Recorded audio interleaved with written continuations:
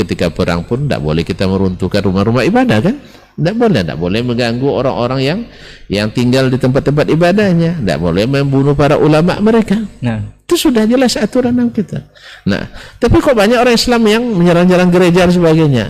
Itulah tadi itu. Makanya pelami Islam dengan benar, belajar. Makanya suruh umat ini serius belajar agama. Nah, ini akibat yang tidak serius belajar agama itu. Jadi agamanya sambil dapat berjalan, sambil dapat drive thru gitu. Jadi tidak beradu lutut dengan ulama, hanya bertemu dengan misal saja aktivis-aktivis yang ilmunya tadilah drive thru tadi. Ya sebentar duduk dengarkan dan sudah punya wawasan agama, akhirnya diberikan doktrin-doktrin. Kalau dibaca langsung ke sumbernya, ini masalah lagi kan, kita tidak boleh pula baca langsung ke sumbernya, harus melalui ulama juga kadang. Nah, ini sering saya ulang nih, jadi fitnah juga bagi sebagian ya. Kadang-kadang tidak bisa dia membedakan antara memahami untuk diamalkan dengan memahami untuk menjadi mufti, untuk mengetahui hukumnya ini apa, hukumnya ini apa.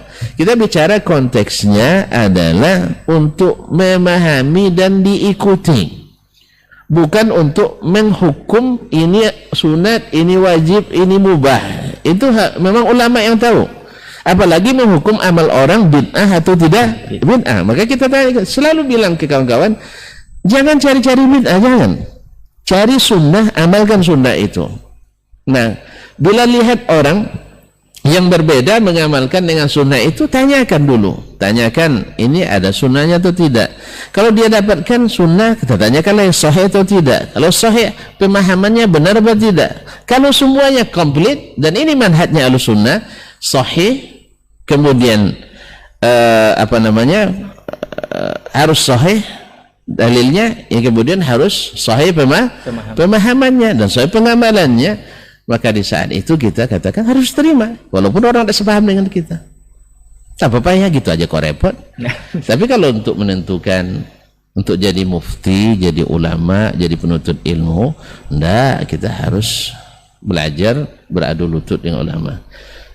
Tapi kalau maknanya menghalangi umat untuk baca Quran langsung, tadabbur langsung, kemudian baca hadis, tadabburi hadis, ini nak menjauhkan umat dari sumber yang jernih, sehingga semuanya haruslah ulama. Untunglah kalau ulamanya lurus. Untuk ulamanya lurus, ulama yang jujur, karena seperti yang diriwayatkan oleh Al-Khatib dalam kitab Iqtida'ul Ilmil Amal yang sudah kita sebutkan, bahwasanya Nabi Isa alaihissalam mengingatkan kita jangan hati-hati terhadap ulama yang tidak jujur dalam berilmu. Dan itu tidak perlu susah kita untuk cari. Setiap zaman ada ulama-ulama yang tahu tapi tidak jujur dalam menyampaikan, itu ada. Ya, tergantung kondisi lagi. Ada yang kadang-kadang banyak, ada yang kadang sedikit. Dan di zaman sahabat tentu nggak ada yang seperti ini. Tapi kalau sudah di zaman setelah sahabat, lahirnya aliran-aliran, akhirnya terjadilah yaitu ulama-ulama yang berilmu tetapi tidak sebagian jujur. Tergantung. Kalau mereka tingkat ketakwaannya tinggi, mengamalkan apa yang dengan ilmunya, akan lebih jujur daripada yang hanya mengetahui tapi tidak mengamalkan. Jadi pahami baik-baik.